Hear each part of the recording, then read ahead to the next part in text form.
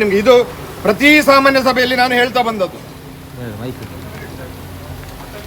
ಪ್ರತಿ ಸಾಮಾನ್ಯ ಸಭೆಯಲ್ಲಿ ಇಷ್ಟವರೆಗೆ ನೀವು ಇತ್ಯರ್ಥ ಮಾಡಲಿಲ್ಲ. ಈಗ ಹೇಳ್ತೇನೆ ನಾನು, ಒಂದು ನಿಮಿಷ. ಇತ್ಯರ್ಥ ಮಾಡಲಿಲ್ಲ. ಪಂಪ್ ರಿಪೇರಿಗೆ 4,16,406, ಇದರಲ್ಲಿ 10 ಪಂಪ್ ಬರ್ತದೆ ನಮ್ಗೆ ಹೊಸತು. ಒಂದು ವರ್ಷದಲ್ಲಿ ಪಂಪ್ ರಿಪೇರಿಗೆ ಇದು ನಾನು ಸಾಮಾನ್ಯ ಸಭೆಯಲ್ಲಿ ಹೇಳಿಲ್ಲ ಅಂತ ಹೇಳಿ ನೀವು ಎಷ್ಟು ಸಲ ಇದರ ಬಗ್ಗೆ ಮಾತೆತ್ತಲಿಲ್ಲ ನಾನು. ಏನು ಅದಕ್ಕೆ ನೀವು ಇದು ಮಾಡಿದ್ರಿ? ಇವತ್ತು ಇಲ್ಲಿ ನಿಂತು ಪ್ರಶ್ನೆ ಕೇಳಬೇಕಾದ್ರೆ ನಮ್ಗೆ ಸಹ ಉಂಟು.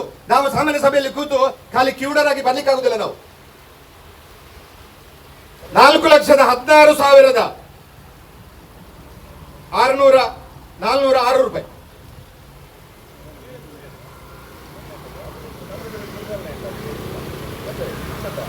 ನಿಮಗೆ ಅದರ ಬಗ್ಗೆ ಸಾಮಾನ್ಯ ಸಭೆಯಲ್ಲಿ ಕೂಡ ನಾನು ಇದಕ್ಕೆ ಕೇಳಿದ್ದೇನೆ. ಒಂದು ಪಂಪ್ ರಿಪೇರಿ ಮಾಡಿದ್ದು 1 ವಾರದಲ್ಲಿ ಹಾಳಾಗ್ತದೆ, ಪುನಃ ಅದಕ್ಕೆ ಏನು ಕ್ರಮ ಕೈಗೊಂಡಿದ್ದೀರಿ ಅಂತ ಕೇಳಿದ್ದೇನೆ. ಮತ್ತೆ ಮತ್ತೆ ಪುನಃ ಹಾಳಾಗ್ತಾ ಉಂಟು. 5 ವರ್ಷದಲ್ಲಿ ಎಷ್ಟು ಪಂಪ್ ಹಾಳಾಗಿದೆ ಬೇಕಾ? ಬಿಲ್ ತರಿಸಬೇಕಾ? 20 ಲಕ್ಷ ಮೇಲೆ ಇದೆ ನಮ್ದು. 20 ಲಕ್ಷದ ಮೇಲೆ ಇದೆ ಮೇಂಟೆನೆನ್ಸ್ ಪಂಪ್ ರಿಪೇರಿ. ದುರಸ್ತಿ ಬಂದಾಗ ಹೇಗೆ ದುರಸ್ತಿ ಬರ್ತದೆ? ಒಂದು ನಿಮಿಷ ಸರ್, ನಾನು ಇದರ ಬಗ್ಗೆ ನಿಮ್ಗೆ 3 ವರ್ಷದಿಂದ ಹೇಳ್ತಾ ಇದ್ದೇನೆ. ಟೆಂಡರ್ ಕರೀರಿ ರಿಪೇರಿಗೆ. ಯಾಕೆ ಕರೀದಿಲ್ಲ ನೀವು? ಈ ವರ್ಷ ಯಾಕೆ? ಇಷ್ಟು ವರ್ಷ ಯಾಕೆ ಕರೀಲಿಲ್ಲ? ಯಾಕೆ? ನನ್ನ ಅನುಮತಿ ಮೇರೆಗೆ ಅವರು ಮಾತಾಡ್ತಾರೆ. ನೋಡಿ ರೇನೇನ್ ಅವರೇ, ನಿಮ್ಗೆ ಕೂಡ ಮಿಯಾರ್ ಇದ್ದು ನೀರಿನ ಸಮಸ್ಯೆ ನಿಮ್ಗೆ ಗೊತ್ತುಂಟು. ಯಾಕಂದ್ರೆ ವಾಸ್ತವಿಕ ಅಂಶ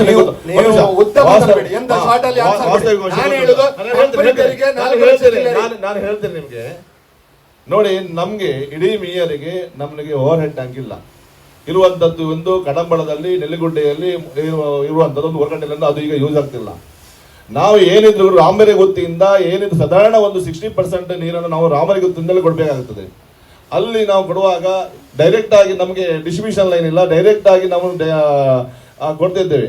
ಆದ ಕಾರಣ ಅಲ್ಲಿ ನಮಗೆ ನೀರು ಫೋಲ್ ಆಗುವುದನ್ನಾಗಲಿ ತಡೆಗಟ್ಟಲಿಕ್ಕೆ ನಮಗೆ ಓವರ್ ಟ್ಯಾಂಕ್ ಇದ್ರೆ ಅದು ನಮಗೆ ಸ್ವಲ್ಪ ಈಸಿ ಆಗ್ತಿತ್ತು. ನಾವು ಹಗಲು ರಾತ್ರಿ ನಮಗೆ ನೀರಿನ ಸಮಸ್ಯೆ ಇರುವಾಗ ನಾವು ಪಂಪ್ ಹಾಳಾಗ್ತದೆ ನೋಡ್ಲಿಕ್ಕೆ ಆಗೋದಿಲ್ಲ. ಹಗಲು ರಾತ್ರಿ ಪಂಪ್ ಚಾಲಾಗ್ತಾ ಇರ್ತದೆ, ಅದು ಕಂಟಿನ್ಯೂ ರನ್ ಆಗ್ತಿರ್ತದೆ. ಆವಾಗ ವೈಂಡಿಂಗ್ ಮಾಡಿದ್ದು ಹೋಗ್ತಾ ಇರ್ತದೆ. ಆಗದಂತೆ ನಮಗೆ ನೀರು ಕೊಡದೆ ಬಿಡ್ಲಿಕ್ಕೆ ಆಗ್ತದ? ಮತ್ತೆ ಏನಾದರೂ ಅದರಲ್ಲಿ ಲೋಪದೋಷ ಇದ್ರೆ ಖಂಡಿತವಾಗಿ ತನಿಖೆ ನೋಡಿ ಸಾಮಾನ್ಯ ಸಭೆಯಲ್ಲಿ ಕೇಳಬಹುದು. ಮತ್ತೆ ಏನನ್ನು ಏಜೆಂಟ್ ಬೇಕಾದ್ರೂ ಚೇಂಜ್ ಮಾಡಬಹುದು.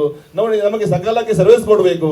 ಯಾಕಂದ್ರೆ ನೀರು ಇಮಿಡಿಯೇಟ್ ನಮ್ಗೆ ಹಾಳಾಗ್ತದೆ. ನಿಮಗೆ ಒಂದು ಇಮಿಡಿಯೇಟ್ ಹಾಕಿ ಕೊಡುವಂತ ಬರಬೇಕು. ನಮಗೆ ಟೆಂಡರ್ ಕರೆದು ಪರವಾಗಿಲ್ಲ, ನಾನು ನೀವೇ ಕೇಳ್ತೀರಾ 2 ದಿವಸ ಆಯ್ತು, 1 ವಾರ ಆಯ್ತು, 15 ದಿವಸ ಆಯ್ತು ಅಂತ.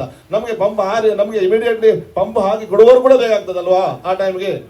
ಯಾಕೆಂದ್ರೆ ನಮಗೆ ಸಮಸ್ಯೆ ಇರುವಂತದ್ದು ಜಾಸ್ತಿ ಕಾರಲಗುಡ್ಡೆಗೆ.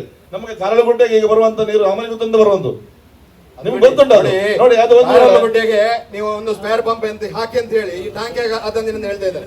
ಇವತ್ತುವರೆಗೆ ಅದಕ್ಕೆ ಸ್ಪೇರ್ ಪಂಪ್ ಬರಲಿಲ್ಲ. 2-3 ದಿವಸ ಜನ ಕಾಯ್ಬೇಕು. ಬಿಡಿ, ಯಾವಾಗ ಇವತ್ತಲ್ಲ, ಇವತ್ತು ಹೇಳುದಲ್ಲ ನೀವು. ನಾನೀಗ ಎಷ್ಟು ಸಮಯದಿಂದ ಹೇಳ್ತಾ ಇದ್ದೇನೆ. ಪಂಪ್ ಹಾಳಾದಲ್ಲಿ ಎಷ್ಟು ಕಂಪ್ಲೇಂಟ್ ನಂದು ಬಂದಿದೆ.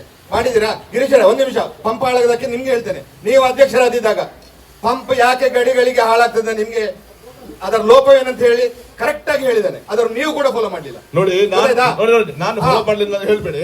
ನೋಡಿ, ನಾನು ಎಲ್ಲಿವರೆಗೆ ಅಂದ್ರೆ ಸುಧಾಕರ್ ಅವರ ವರ್ಕ್ಶಾಪಿಗೆ ಹೋಗಿ ವೈಂಡಿಂಗ್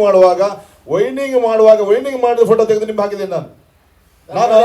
ನೋಡಿ, ಒಬ್ಬ ಅಧ್ಯಕ್ಷರಾಗಿ ಏನು ಮಾಡ್ಬೇಕಿತ್ತು ಅದನ್ನು ನಾನು ಮಾಡಿದ್ದೇನೆ. ಮತ್ತೆ ನಮ್ಗೆ ಇಲ್ಲಿ ನೀರಿನ ಸಮಸ್ಯೆಗಳು ತುಂಬಾ ಬರ್ತದೆ. ಯಾಕಂದ್ರೆ ನಮ್ಗೆ ಓವರ್ ಟ್ಯಾಂಕ್ ಇಲ್ಲದ ಕಾರಣ ನಮ್ಗೆ ಈ ಸಮಸ್ಯೆ ಆಗುದು.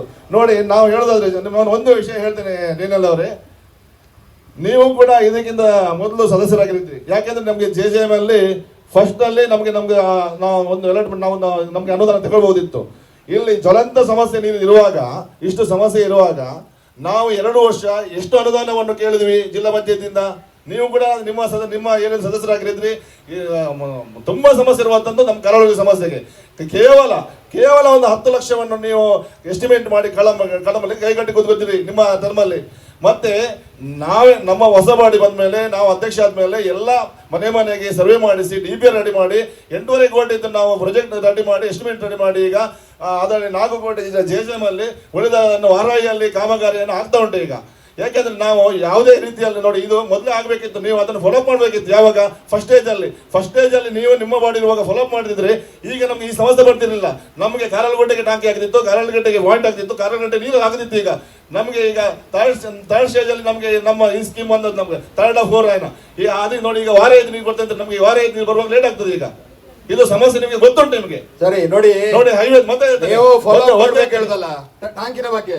ಟಾಂಗಿ ಅಲ್ಲ, ಟಾಂಗಿ ಅಲ್ಲ, ಟಾಂಗಿ ಅಂತ ಜಿಲ್ಲಾ ಪಂಚಾಯತಿಗೆ ನಮ್ಮ ಸಾಮಾನ್ಯ ಸಭೆಯಿಂದ ಎಷ್ಟು ಅರ್ಜಿ, ಗ್ರಾಮ ಪಂಚಾಯತಿಯಿಂದ ಒಂದು ಓವರ್ ಹೆಡ್ ಟ್ಯಾಂಕ್ ಮಾಡ್ಲಿಕ್ಕೆ ಆಗುದಿಲ್ಲ. ನೋಡಿ ಅದಕ್ಕೆ ಅನುದಾನ ಇಲ್ಲ. ಒಂದು ಹೇಳ್ತೇನೆ ನಿಮ್ಮಲ್ಲಿಯೇ ವಿನಂತಿಸಿ, ನಿಮ್ಮ ಪತ್ನಿಯವರು ಜಿಲ್ಲಾ ಪಂಚಾಯತ್ ಸದಸ್ಯರಾಗಿದ್ರು, ಅವರಿಗೆ ಎಷ್ಟು ವಿನಂತಿ ಮಾಡಿದ್ದೇವೆ, ಅರ್ಜಿ ಮಾಡಿದ್ದೇವೆ ನೋಡಿ. ಒಂದು ಹೇಳ್ತೇನೆ, ಒಂದೇ ಒಂದು ಲೆಟರ್ ಜಿಲ್ಲಾ ಪಂಚಾಯತ್ ಸದಸ್ಯರಿಗೆ ನಮ್ಮ ಮೇಯರ್ ಇಂದ ಬಂದಿದ್ರೆ ಹೇಳಿ, ಒಂದೇ ಒಂದು ಲೆಟರ್. ಯಾರದು ಲೋಪ? ಒಂದೇ ಒಂದು ಲೆಟರ್ ನಾನು ಹೇಳ್ತೇನೆ. ಅದೇ ಕೇಳ್ತಾ ಇದ್ದೀನಿ. ನೋಡಿ ನಾನು ಒಂದೇ ಹೇಳ್ತೇನೆ, ನಾನು ಅವಾಗ ಮೆಂಬರ್ ಇರಲಿಲ್ಲ, ನಾನು ಆಗ ಸದಸ್ಯನಾಗಲಿಲ್ಲ. ನಿಮ್ಮ ಟರ್ಮಲ್ಲಿ ನನ್ನ ನೀವು ಹೇಳಿದಾಗ ನನ್ನ ಮಿಸಸ್ ಜಿಲ್ಲಾ ಪಂಚಾಯತ್ ಮೆಂಬರ್ ಆಗಿದ್ದು, ನಮ್ಮ ಊರಿನವರೇ ಒಬ್ಬ ಜಿಲ್ಲಾ ಪಂಚಾಯತ್ ಸದಸ್ಯರಾಗಿರುವಾಗ, ನಮ್ಮ ಇಷ್ಟು ಸಮಸ್ಯೆ ಇರುವಾಗ ಯಾರಾದ್ರೂ ನೀವು ಒಂದು ಟಾಂಗಿ ಇದ್ದು ಆಗ್ಬೇಕಂತ ಹೇಳಿದ್ರ ಬಿಡಿ, ಅದು ಬಿಡಿ. ನಮ್ಮ ಲಾಸ್ಟ್ ಟೈಮ್ ನೀವು ಸದಸ್ಯರಾಗುವಾಗ ಫಸ್ಟ್ ಟೈಮ್ ಒಂದು ಹೈವೇ ಸರ್ವೆ ಆಗಿ ಹೈವೇ ವರ್ಕ್ ಆಗ್ತಿತ್ತು. ಯಾರಾದ್ರೂ ನಮ್ಗೆ ಹೈವೇ ಅವ್ರು ಲೆಟರ್ ಮಾಡಿದ್ರು, ನೀವು ಯಾರಾದ್ರೂ ಹೈವೇ ಅವರಿಗೆ ನೀವು ಇಷ್ಟು ಬೇಕಂತ ಎಸ್ಟಿಮೇಟ್ ಮಾಡಿ ರೆಡಿ ಮಾಡಿ ಕೊಟ್ಟಿದ್ರ? ಇಲ್ಲ.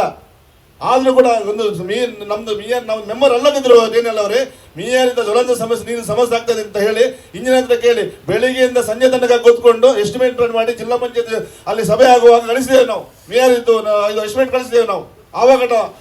ಅಲ್ಲ, ನೀವು ಎಸ್ಟಿಮೇಟ್ ಮಾಡಿಸಿ ಒಂದು ಬೋರ್ವೆಲ್ ಕೂಡ ಆಗಿದೆ ನಿಮ್ಮಿಂದ ಕಾರಲ್ಗುಡ್ಡೆಯಲ್ಲಿ, ಅದು ಗೊತ್ತಿದೆ ನಮ್ಗೆ. ಬೇಡ, ಆ ವಿಷಯನ ತೆಗಿತಾ ಇಲ್ಲ. ಅದು ಹೇಳ್ಬೋದು. ನೋಡಿ ಯಾವ್ದು ಕೂಡ ಯಾವ್ದು ಕೂಡ ಬೋರ್ವೆಲ್ 4.5 ಲಕ್ಷ ಬೋರ್ವೆಲ್ ಮಾಡಿ ಒಂದು ಹನಿ ನೀರಿಲ್ಲ ಅದರಲ್ಲಿ. ಅದಕ್ಕೆ ಜಾಯ್ಲಿಸ್ಟ್ ಇದ್ದಾರೆ, ನಾವು ಹೇಳಿ ಅಲ್ಲೇ ಕೇಳಿದ್ದೇವೆ ಆ ವರ್ಷದಲ್ಲಿ. ಅಲ್ಲ ಕೇಳೋದು ನಾವು ಅವಾಗನೇ ಆಗ ನಿಮ್ಮ ಬಂದ ಉತ್ತರ ಏನ್ ಗೊತ್ತಾ ನಿಮ್ಗೆ? ಹೇಳಿ. ಬೋರ್ವೆಲ್ ಹೋದ್ರೆ ಹೋಗ್ಲಿ, ಒಂದು ಪಂಪ್ ಬಂತಲ್ಲ ಪಂಚಾಯತಿಗೆ. ನೋಡಿ ಅಲ್ಲಿ ನ್ಯೂಸ್ ಮಾಡ್ತಿರ್ಲಿಲ್ಲ ಟಾಂಗಿಗಾಗಿ. ಎಲ್ಲಿಗೆ? ಅಲ್ಲಿಗೆ. ಆ ಬೋರ್ವೆಲ್ ಅಲ್ಲಿ ನೀರು ಬಂದಿದೆ ಅಂತ ಯಾರು ನಮ್ಮ ಪಂಪ್ ಆಪರೇಟರ್ ಹೇಳಿದ್ರೆ ಸಾಕು. ನೋಡಿ ಅಲ್ಲಿ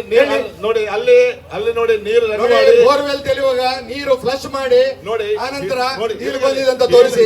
ಕಮ್ಮಿ ಇತ್ತು, 10 ನಿಮಿಷ ನೀರು ಬರ್ಲಿಲ್ಲ ಆ ಬೋರ್ವೆಲ್ ಇಂದ. ಕಮ್ಮಿ ಇತ್ತು, ನೀರು ಬರ್ದಿತ್ತು, ನೀರು ಬರದೆ ಜಾಲಿ. ಅದಕ್ಕೆ ಸಂಬಂಧಪಟ್ಟ ಇಲಾಖೆ ಇದ್ದಾರಲ್ಲ ಅವರು, ಇಲಾಖೆ ಅಲ್ಲ ನಾವು ನೋಡಿ ಅದಕ್ಕೆ ಸಂಬಂಧಪಟ್ಟ ಜಾಲಿಸ್ಟ್ ಇದ್ದಾರೆ, ಇಂಜಿನಿಯರ್ಸ್ ಇದ್ದಾರೆ. ಮತ್ತೆ ಅಲ್ಲಿ ನೋಡಿ ಆ ಪಂಪ್ ಕೂಡ ಪಂಚಾಯತ್ ಯೂಸ್ ಮಾಡಿದ್ದು, ಟಿಸಿ ಕೂಡ ಪಂಚಾಯತ್ ಯೂಸ್ ಮಾಡಿದ್ದು, ಎಲ್ಲ ಪಂಚಾಯತ್ ಯೂಸ್ ಮಾಡಿದ್ದು. ಯಾರು ಕೊಂಡೋಗ್ಲಿಲ್ಲ ಅಲ್ಲಿಂದ? ಅಲ್ಲ, ಕೊಟ್ಟದ್ದು ಉಪಯೋಗ ಇಲ್ಲಲ್ಲ. ಹೇಗೆ ಉಪಯೋಗ ಇಲ್ಲ? ಈಗ ಟಿಸಿ ಎಲ್ಲಿಂದ ಇಲ್ಲಿಗೆ ಆಯ್ತಲ್ಲ. ಆಯ್ತಾ? ಹಾಗಾದ್ರೆ ಬೋರ್ವೆಲ್ ಹೋದ್ರಿ ಅಲ್ವಾ? ತುಂಬಾ ಹೋಗಿದೆ ನೋಡಿ ಅಂತ ಬೋರ್ವೆಲ್ ಪಂಪ್ ಯಾಕೆ ಹಾಕಿದ್ರಿ?